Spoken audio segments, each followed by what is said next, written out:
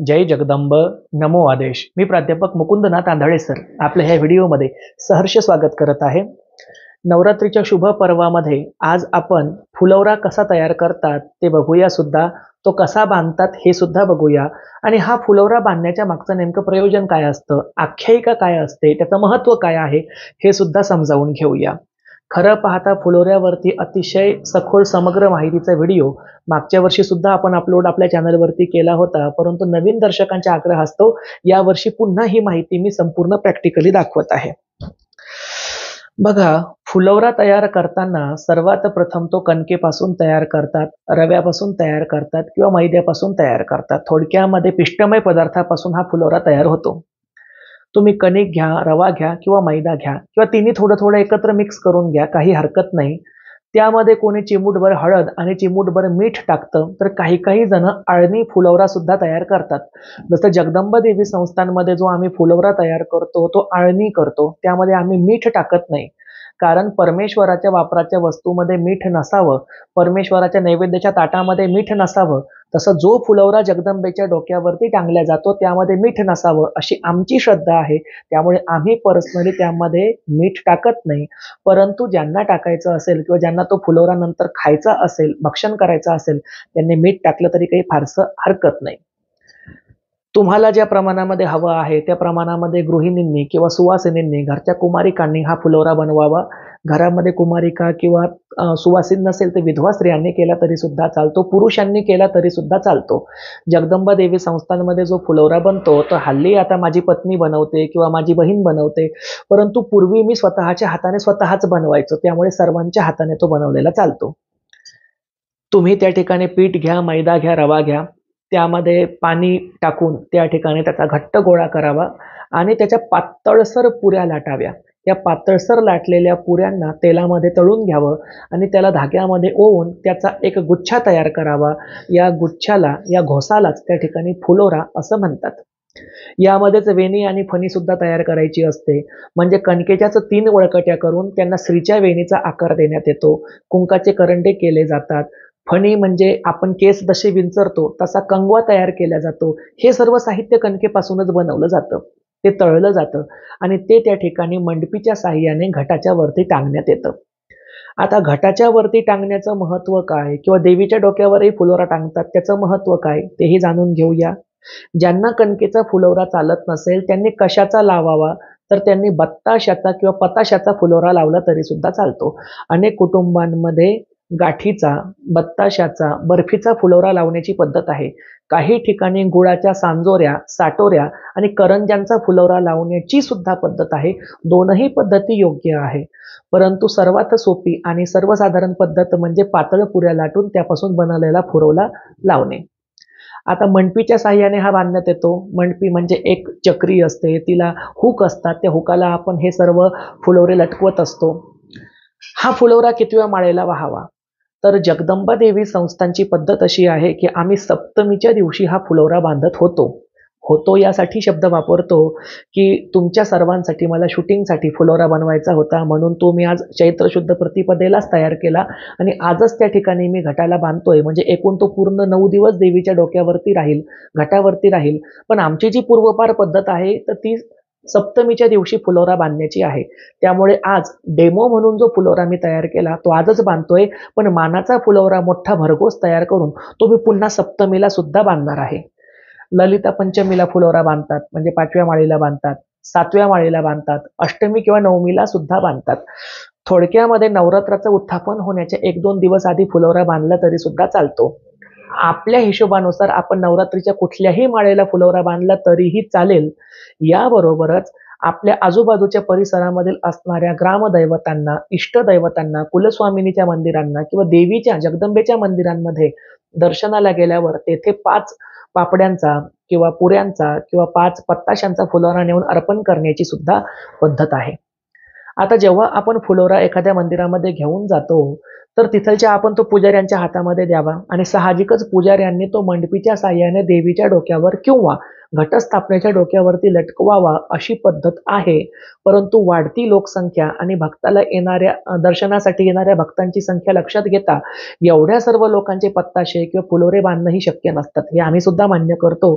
त्यामुळे जर गाभाऱ्यामध्ये आपला बत्तासा किंवा फुलोरा स्वीकारला जात नसेल, तर आपण तो मंदिराच्या बाहेर एखाद्या खिडकीला, एखाद्या गजाला, एखाद्या अँगलला, एखाद्या खिळा ठोकून त्या खिळ्याला किंवा जिथे कुठे मंदिर परिसराच्या बाहेर जागा असेल तिथे लटकवून दिला तरी सुद्धा चालेल. पण काय होतं, आपल्याजवळ तेवढी सवड नसते. पुजारी नेमका आपला फुलोरा देवीच्या डोक्यावरती लटकवत नाही आणि मग आपण तो फुलोरा घेतो आणि देवीच्या साडीवर किंवा ओटीमध्ये ठेवून देतो. साडीवर आणि ओटीवर फुलोरा ठेवायची वस्तूच नाही आहे, कारण ते एक प्रकारचं लोलक आहे. तो एक प्रकारचं खेळणं आहे. एक प्रकारे ती टांगतं खेळणं किंवा ते लोलक हे जगदंबेच्या घटाच्या वर आधांतरी हवेमध्येच असायला हवं. त्यामुळे फुलोरा जर तुम्ही ताटामध्ये किंवा साडीवरती ठेवला, त्याला जो खरा तात्विक अर्थ आहे तो मिळणारच नाही. आता ह्या फुलोऱ्याची आख्यायिका काय आहे ती समजावून देतो आणि त्यानंतर आमच्या घरचा फुलोरा बनवतानाचा व्हिडिओ सुद्धा तुम्हाला दाखवतो.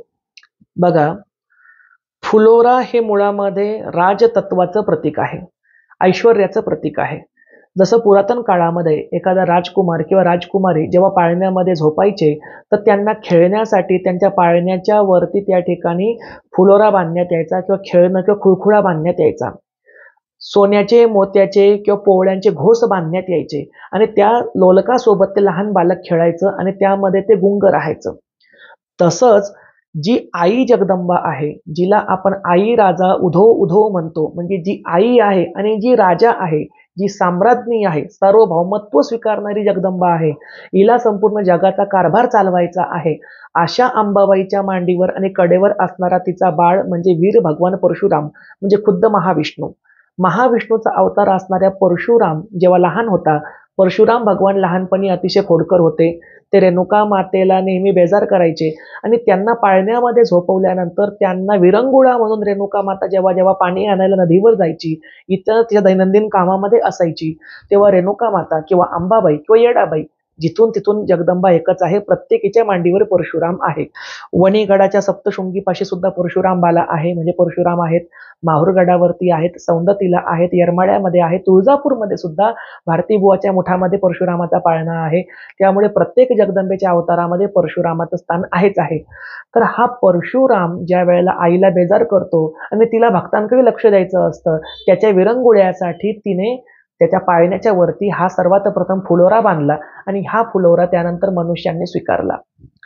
आता राजे रजवाड्यांच्या काळामध्ये सोन्याचे, मोत्याचे, हिऱ्यांचे तुरे, पोवळ्यांचे तुरे बांधले जायचे, आपण मग अशी पाहिलं. मग आज आपण कणकेचे का बांधतो? काही जण म्हणतात की कणकेपासून बनलेला फुलोरा तळलेला असतो, त्याला वास येतो, त्याला कुबटपणा येतो, त्याला बुरशी चढते आणि असलं घाणेरडं तळलेलं देवीला डोक्यावर आवडणार आहे का? तर बघा, आज आपण जो रवा, सुजी, मैदा किंवा गव्हाची कणिक म्हणतो, तिच्यापासून फुलोरा बनवतो. जुन्या काळामध्ये किंवा अगदी 50-60 वर्षापूर्वी आपल्या आजी आजोबांच्या काळामध्ये तुम्ही ऐकलं असेल की गहू फार सणातिवारीलाच आणून त्याच्या चपात्या करून खाल्ल्या जायच्या. गव्हाची पुरणपोळी किंवा गव्हाची चपाती सणातिवारीला असायची. इतर वेळेला ज्वारी, बाजरी किंवा शाळूच्याच भाकरी खाल्ल्या जायच्या आणि गव्हाला एक प्रकारे प्रतिष्ठेचं मानण्यात यायचं. त्यामुळे त्या काळामध्ये गव्हाला सुद्धा चांदीसारखा भाव होता. त्यामुळे गव्हापासून बनलेला फुलोरा, मैद्यापासून बनलेला फुलोरा, रव्यापासून बनलेला फुलोरा याला त्या ठिकाणी श्रेष्ठत्वाचंच मानण्यात यायचं. त्यामुळे तो फुलोरा आपापल्या ऐपतीप्रमाणे बांधायची पद्धत सुरू झाली. बत्ताशे किंवा पताशे किंवा गाठीपासून बनलेला फुलोरा, करंजा, साटोऱ्या किंवा बर्फीपासून बनलेला फुलोरा सुद्धा त्या काळामध्ये प्रतिष्ठेचा, मानाचा आणि श्रीमंतीचं लक्षण समजलं जायचं.